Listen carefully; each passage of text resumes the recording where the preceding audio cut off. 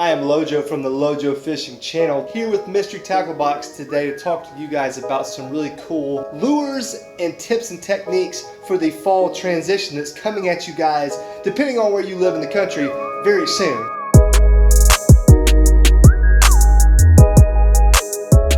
As you can see, I'm in the little fishing man cave area. I got every kind of lure you could possibly imagine in here, but I'm going to single out today 3 lures that you may find in a mystery tackle box. You'll definitely be able to find it on Carl's Bait and Tackle's website. You can get your hands on these lures.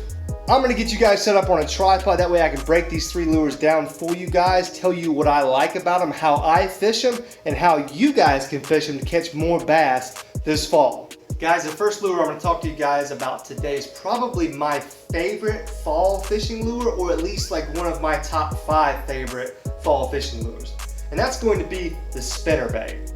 This particular spinnerbait is a Catchco 3/8 ounce chartreuse and white spinnerbait, which is one of my favorite colors. I mean, I throw white a lot, but I love the white and chartreuse because for me, I fish a lot of dirty water. So that chartreuse kind of helps me in that dirty water situation get a little bit more of something that the bass can see.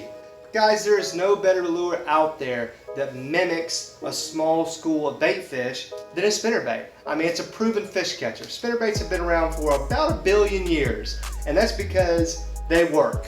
Whenever people ask me what is a good beginner bass fishing lure, inevitably spinnerbait, the word spinnerbait comes out of my mouth because it's a proven fish catcher. It works, it imitates bait fish. So in the fall, when you've got these schools of bait fish that are making moves across the lake, across the pond, they're constantly moving. You've got those predator fish like a largemouth bass, smallmouth bass that are targeting, and they're keying in on those little small schools that they can pick off and get a nice little meal. So the Catchco spinnerbait, I mean, it does it. It does what you need to be done. This particular one has the double willow blade. Those are the long, thinner blades. Those are made more for flash. So like a side profile of a swimming bait fish kind of darting away, trying to get away. It's got the nice little mustad hook on there. I like to fish a spinnerbait on 12 to 15 pound fluorocarbon. You know, it all depends on the water depth, whether you're trying to get real deep or real shallow, whether you're fishing around stuff like grass, you know, down trees, docks. You may want to up your line size, you may want to down your line size, but for me, I normally find my comfort zone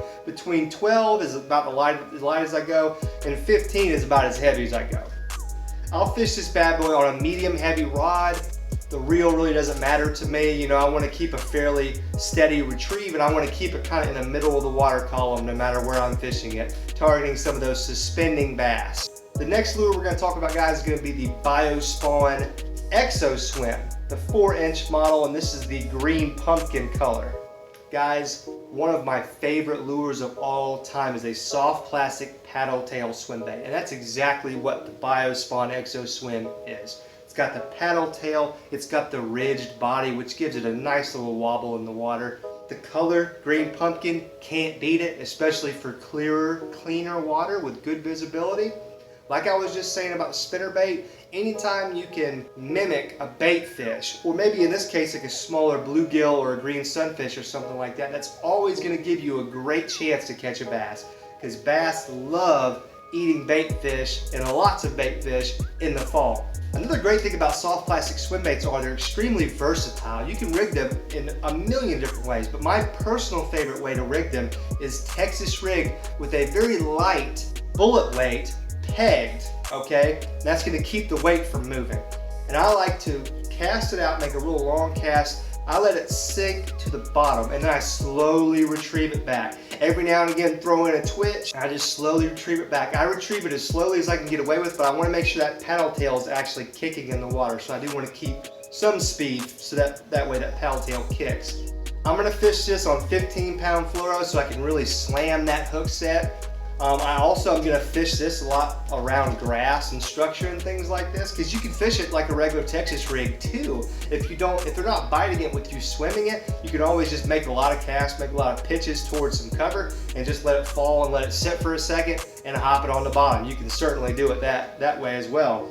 Medium heavy rod, same thing with the reel. I don't really care too much about reel speed except for a few different applications.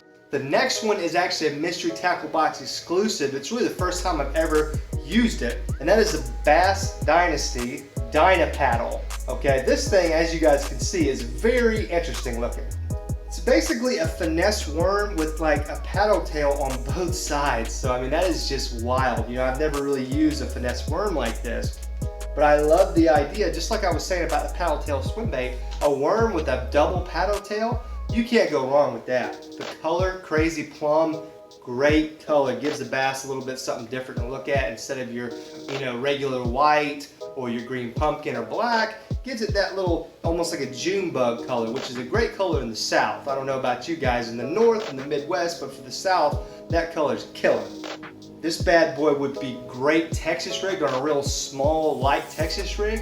It would be great on a drop shot rig, which is kind of how I'm gonna be using it this fall. I'm gonna be drop shotting it, real small hooks, right in the middle of it. That way both of those paddle tails can kind of wobble and do their thing independently of each other.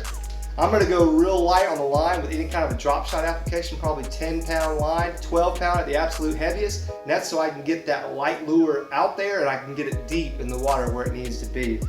And guys, there you have it. 3 very, very, very nice lures for the fall transition that's coming very soon. Hopefully some of these tips helped you guys out a little bit. Most importantly though, get out there, fish. Guys, put the time on the water in. Put that time in, and I promise you, you will find your own ways to catch fish. You will find your own lures that are your favorite. You will figure it out if you just put the time in. Guys, make sure you subscribe to Mystery Tackle Box's channel. Make sure you come over to my channel, Lojo Fishing Channel, and subscribe to me as well. But guys, I'm out of here for now.